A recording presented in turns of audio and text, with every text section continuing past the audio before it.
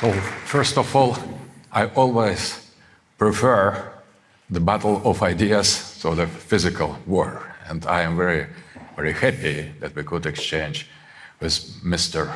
Bernard-Henri Levy, who is famous on the world scale, not in the physical duel, because sometimes we are in the same front line, normally on different sides in the physical battle. So I prefer to speak and to exchange the idea here, not in the physical battle. Maybe it is the only way to avoid that, or at least to try.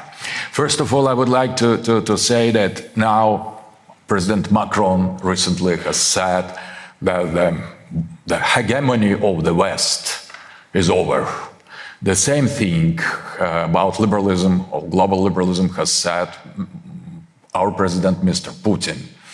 There was recently the issue of foreign affairs with Fareed Zakaria article dedicated to the decline of Western power. And I think that it is something I'm going to discuss. In my eyes, it is almost obvious that there is such decline.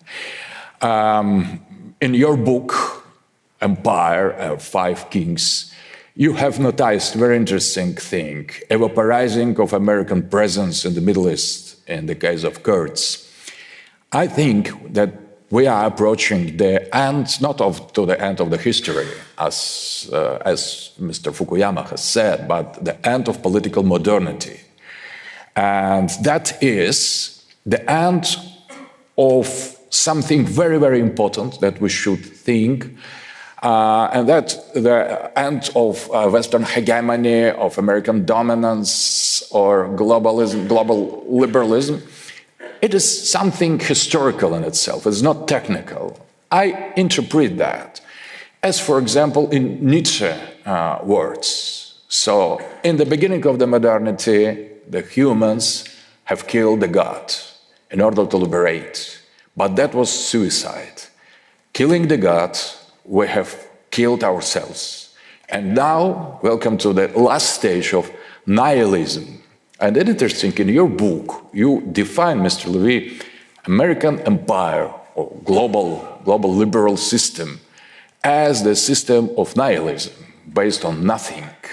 It's a very interesting idea, and I would like to ask you why you still defend this more and more open nihilist system, why you fight for this decaying, declining modernity, and why you invest all your intellectual power in order to defend that. Of course, I'm certainly not fighting for nihilism. I'm fighting, on the contrary, to combat nihilism.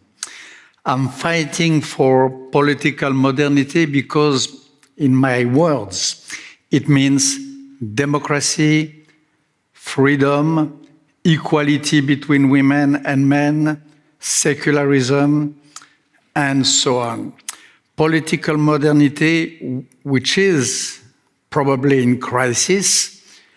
I refuse the idea of its decline and of its disappearance because I strongly believe that it is a plus for the world.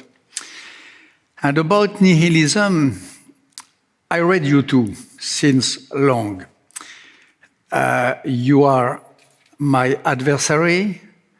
We think oppositely on many fields, but I recognize your importance, especially on the Russian scene.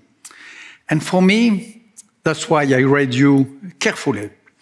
For me, the embodiment of nihilism today is you and your friends and the Eurasian current and this morbid atmosphere which fills your books and the way in which you dissolve the very idea of human rights, of personal freedoms, of singularities in some big blocks of community, big faith, sacred origins, or so on.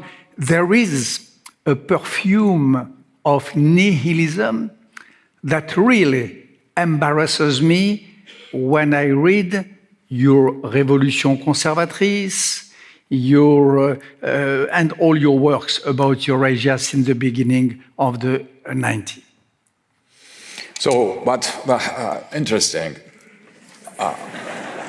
If you make a kind of identity between nihilism and refuse to the Western interpretation of human rights, freedom, and democracy, liberal democracy, so in that sense, I agree. I am against that because for me, it is not they are not universal values. First of all, I think that democracy, the content of democracy, is changing. I have spoken once with Fukuyama, and Fukuyama defined the modern understanding of liberal democracy as the rule of the minorities against the majority, because majority can always transform into populism and fascism or communism.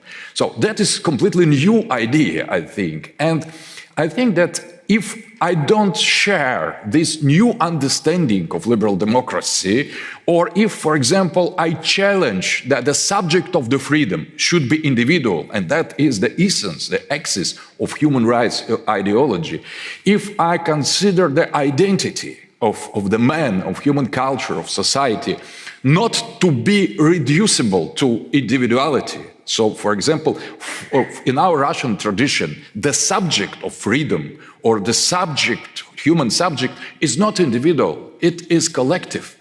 And that was in the time of Tsars, that was defined by church, after that by communism, but always collective identity was dominant in our culture, as well as in China, in this culture, in Indian culture, up to the same level in the Islamic culture. But I think that I'm nihilist in the sense that I refuse universality of the modern Western value. I don't think they are universal. I think they are Western, they are modern. I think the West is very powerful still in order to defend them, but I just challenge that is the only way to interpret democracy as the rule of minorities against majority, the only way to interpret the freedom as individual freedom, the only way to interpret human rights, projecting Western, modern, individualistic version of human on the other culture. That's my opinion.